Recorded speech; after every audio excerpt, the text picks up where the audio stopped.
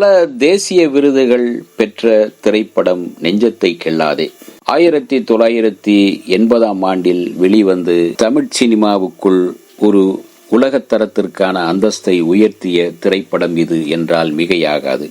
அது மட்டுமல்ல, வெள்ளி விழா நாயகன் என்று சொல்லப்பட்ட மைக் மோகன், சுஹாசினி, மணிரத்னத்தின் மனைவி சுஹாசினி கதாநாயகன் கதாநாயகியாக அறிமுகமான திரைப்படம் நெஞ்சத்தை கிள்ளாதேதான். வெற்றிப்பட வரிசையில் இன்றைக்கு நாம் பார்க்க இருக்கும் திரைப்படம் நெஞ்சத்தை கிள்ளாதே. உலகின் தமிழ் திரைப்படங்களை உலகின் தரத்திற்கு உயர்த்த வேண்டும் என்ற இதய சுத்தியுடன் படங்களை இயக்கியவர் மகேந்திரன்.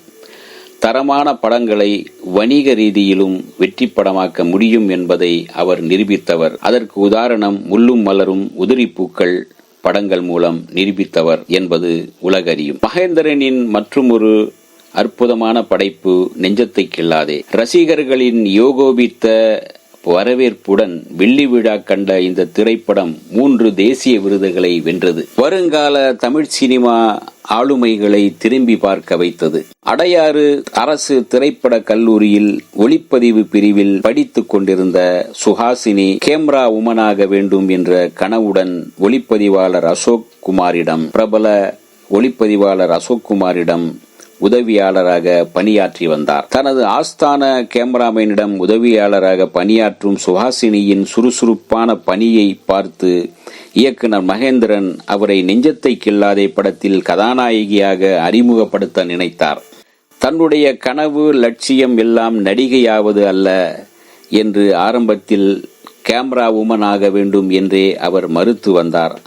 ஆனாலும் அவரை எப்படியோ சமாதானப்படுத்தி சுஹாசினியை நெஞ்சத்தை கிள்ளாதே படத்தின் கதாநாயகியாக நடிக்க வைத்தார் மகேந்திரன். முதல் படத்தில் ஒரு புதுமுகம் போல அல்ல, பல படங்களில் நடித்தவர் போல நடித்து அசைத்து இருந்தார்.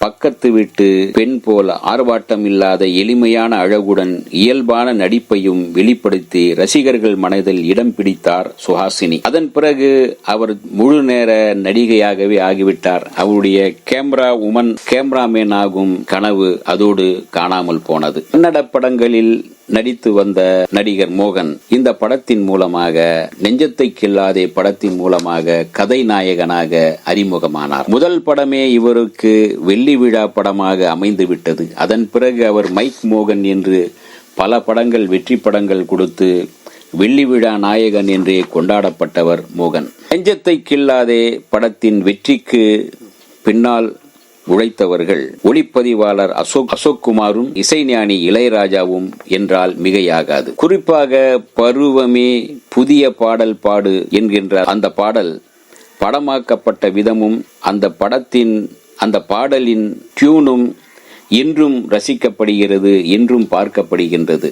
பருவமே புதிய பாடல் பாடு என்ற அந்த அவர்கள் இருவர் ஓட அந்த கேமரா அவர்களுடனே ஓடிக்கொண்டே இருப்பது போல் இருக்கும். அந்த இசையும் பாடலும் அப்படியே நெஞ்சத்தை அள்ளியது. நெஞ்சத்தை கிள்ளாதே படம் சிறந்த தமிழ் படத்திற்கான தேசிய விருதை பெற்றது. சிறந்த ஒளிப்பதிவிற்கான தேசிய விருதும், சிறந்த ஒளி ஆடியோகிராஃபி ஆகியவற்றுக்கான தேசிய விருதும் இந்த திரைப்படம் வென்றது. நெஞ்சத்தை கிள்ளாதே படத்தின் கதை சுருக்கம். மோகனும் சுபாசினியும் ஒருவரை ஒருவர் விரும்புகிறார்கள். இந்த இளம் காதலர்களுக்கு 2 வீட்டிலும் எதிர்ப்பும் இல்லை. காதலர்கள் இருவரும் பெற்றோர் சம்மதத்துடன் இல்லற வாழ்க்கையில் அடியெடுத்து வைக்க இருக்கின்றனர். அவர்களின் வாழ்வில் சுஹாசினியின் குறும்புத்தனம் அது ஒரு மிகப்பெரிய வெடியாக மாறி விடுகிறது. அவர்களின் அண்ணியின் ரூபத்தில் காதலர்களை அது பிரித்து விடுகிறது. கொஞ்சம் குறும்புத்தனமான இயல்பு கொண்ட சுஹாசினி விளையாட்டாக செய்ய போன காரியமே அவருக்கு வினையாக மாறி அவரது வாழ்க்கையில் பெரிய பாதிப்பு ஏற்படுத்துகிறது. ஒரு நாள் அண்ணியுடன் விளையாட்டாக நினைக்கும் சுஹாசினி அவர் குளிக்கும் தண்ணீரில் மிளகாய் பொடி கலந்து விடுகிறார். இது தெரியாமல் குளிக்கச் செல்லும் அண்ணி தண்ணீரை எடுத்து மேலுக்கு ஊற்றிக்கொண்டதும் உடம்பெங்கும் பற்றி எரிகிறது. அலறி துடிக்கிறாள். இது சுஹாசினியின் வேலை என்று தெரிந்ததும் அவர் மீது சொல்லென்ன ஆத்திரமும் கோபமும் கொள்கிறார். என் உடம்புதானே எரியுது பார், உன் வாழ்க்கையே எரிந்து போகும்படி செய்கிறேன் பார் என்று சுஹாசினியை நினைத்து மனதுக்குள் கருவுகிறார் அண்ணி. சந்தர்ப்பம் பார்த்து கல்யாண ஏற்பாடுகள் தீவிரமடைந்த நேரம் பார்த்து மோகன் வீட்டில் சுஹாசினி நடத்தை தவறியவள் என்று அபாண்டமான பொய்யை மாப்பிள்ளை வீட்டார் நம்பும்படியாக சொல்லி திருமணத்தையே நிறுத்திவிடுகிறார். தான் காதலித்தவனே தன்னை சந்தேகப்பட்டு விட்டானே என்ற கோபத்தில் சுஹாசினி பிரதாப் போத்தனுக்கு கழுத்தை நீட்டுகிறார். இதே போல மோகனுக்கு வேறொரு பெண்ணுடன் திருமணம் நடக்கிறது. வெவ்வேறு வாழ்க்கை துணையுடன் வேறு வேறு தளங்களில் பயணிக்கும் இந்த முன்னாள் காதலர்கள் கால சுழற்சியின் காரணமாக ஒரே அடுக்குமாடி குடியிருப்பு வளாகத்தில் வசிக்க நேரிடுகிறது. இப்போது இவர்களுக்கிடையே ஏற்படும் உணர்ச்சி போராட்டம் தான் நெஞ்சத்தை கிள்ளாதே. படத்தில் முன் தோன்றியவர்கள் மோகன், சரத்பாபு, வெண்ணிற ஆடை மூர்த்தி, சுஹாசினி மற்றும் பலர். திரைக்கு பின்னால் தோன்றியவர்கள் ஒளிப்பதிவு SP ராமநாதன், இசை இளையராஜா, ஒளிப்பதிவு அசோக்குமார், தயாரிப்பு தேவி பிலிம்ஸ், எழுத்து இயக்கம் மகேந்திரன். தமிழ் சினிமாவுக்கு ஒரு புதிய பாதையை போட்டுக் கொடுத்த ஒரு அழகான கதை களத்தை உருவாக்கி கொடுத்த திரைப்படம் நெஞ்சத்தை கிள்ளாதே. இந்த வீடியோ உங்களுக்கு பிடிச்சிருந்தா லைக் பண்ணுங்க, ஷேர் பண்ணுங்க, கமெண்ட் பண்ணுங்க, சப்ஸ்கிரைப் பண்ணுங்க, மறக்காம பெல் ஐகானை கிளிக் பண்ணுங்க.